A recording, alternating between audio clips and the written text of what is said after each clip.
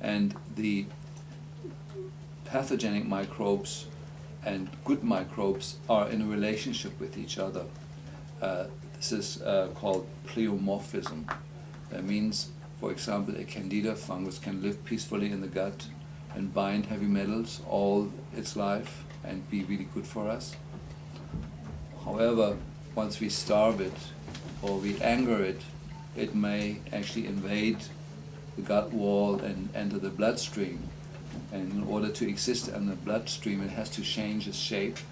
It's become much smaller and has to use a number of hiding techniques. So it changes its shape. It doesn't look like a candida looks in the gut. It may more look like a candida or like a mold spore or like something else. And depending on how active the immune system is now, this mold may either turn really large over time because it's not opposed by the immune system, or stay microscopic and very small and inactive because it's constantly attacked by the immune system. And so the final outcome of that is that whatever our biochemistry, our immune system, our mental system, all the systems are like, determines how the microbes in us behave. You know, how much of the normal beneficial microbes have become pathogenic, have invaded us and are causing harm. How many primary harmful microbes are in us.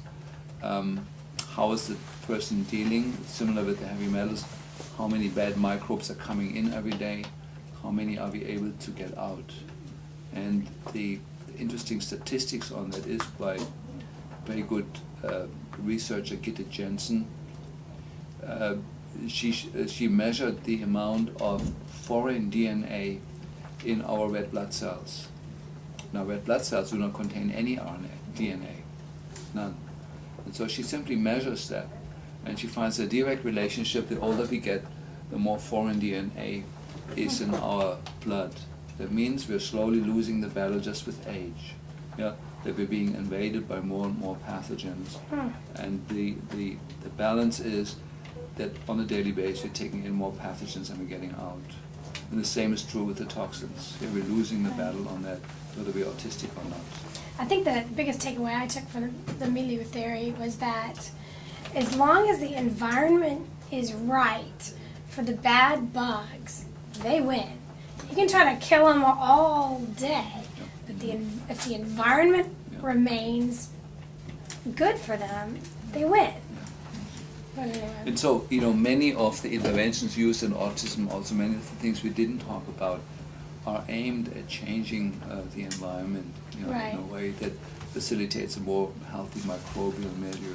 I think at the end here I'd like to say one more thing to just address like things like exercise. Oh yeah, that was and the behavioral environment of the child. In terms of exercise, when we pump the system full with vitamins and nutrients, we know that one system only works when we exercise, and it's the lymphatic system. The lymphatic system has no pumps in it that propel the toxins along to get to the exit organs. That's done through exercising, through musculoskeletal activity.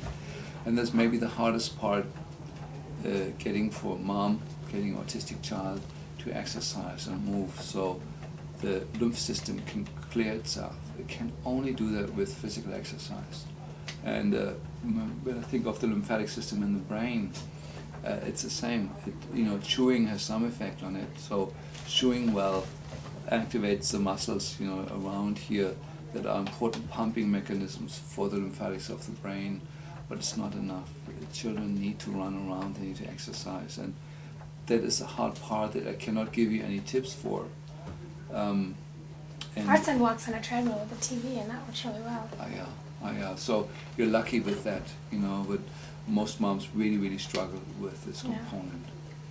Then there is the behavioral techniques, your behavior modification techniques, which are done in a conventional community with autistic kids where both moms, dads, and children are trained how to respond differently to each other.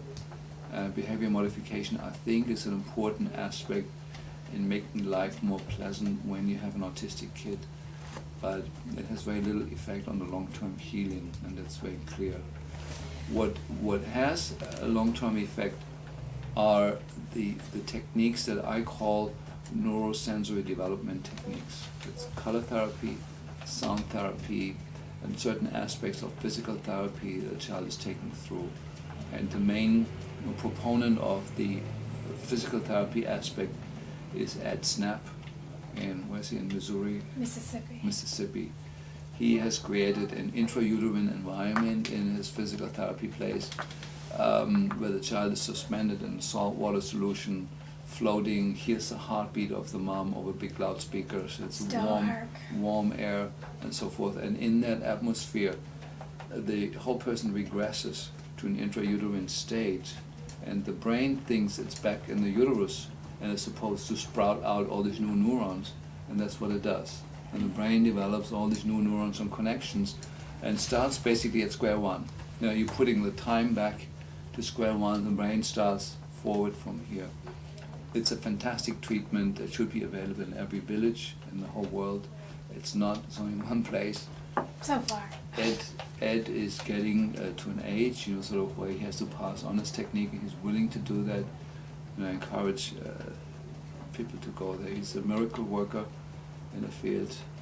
However, not to underestimate the many people that do other forms of treatment, using color therapy and sound therapy, movement therapy, crawling on the floor, cross-crawling, all the developmental techniques that are working phenomenal in order to get the brain back to recover. Once you've detoxed enough, we have to bring in these techniques to retrain the brain to catch up with what is lost in the years when it wasn't functioning.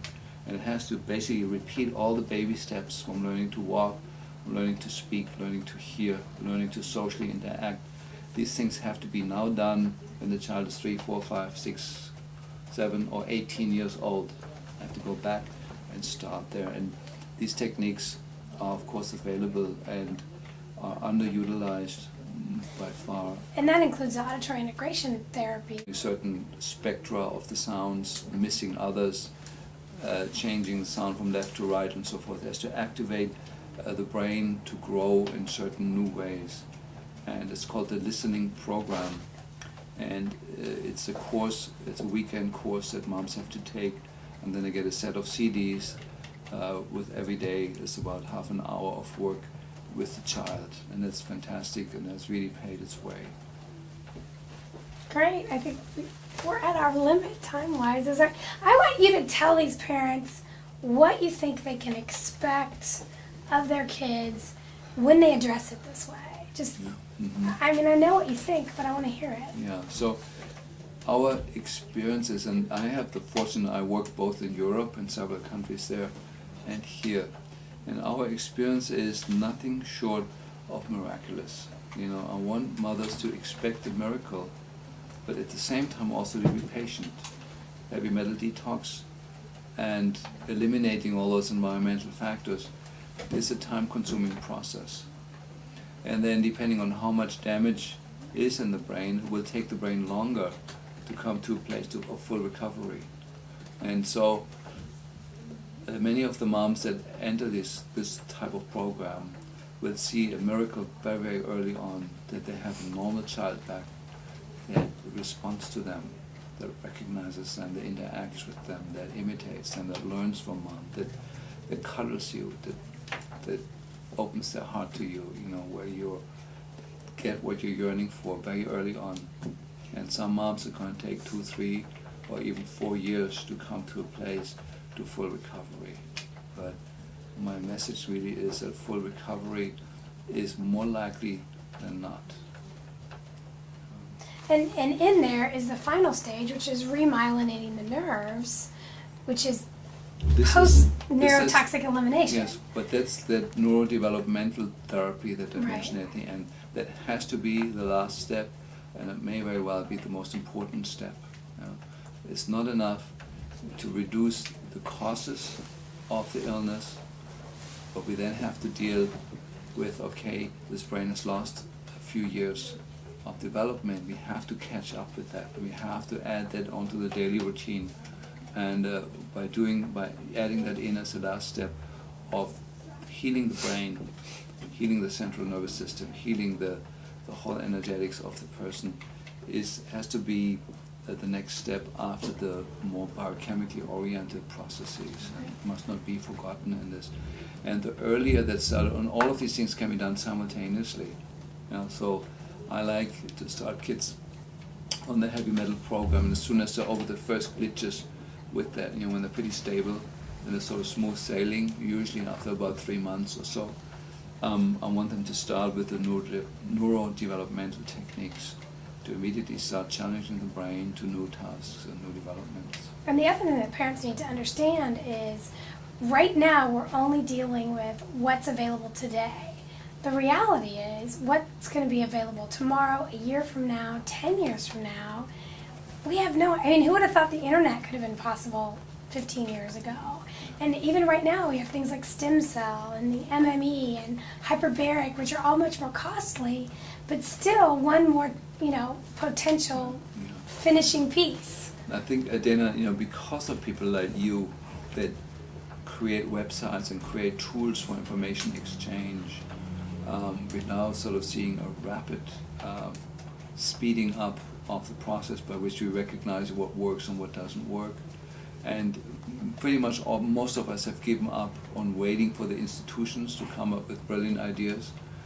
They're all now run by the pharmaceutical industry and politicians and special interests, and so we've given up on that. And now the research is basically happening very honestly in the field, and it's the desperate moms with their love is really driving this whole huge experiment. It's the love of the mothers that has brought us to a point where we have a very, very effective program already.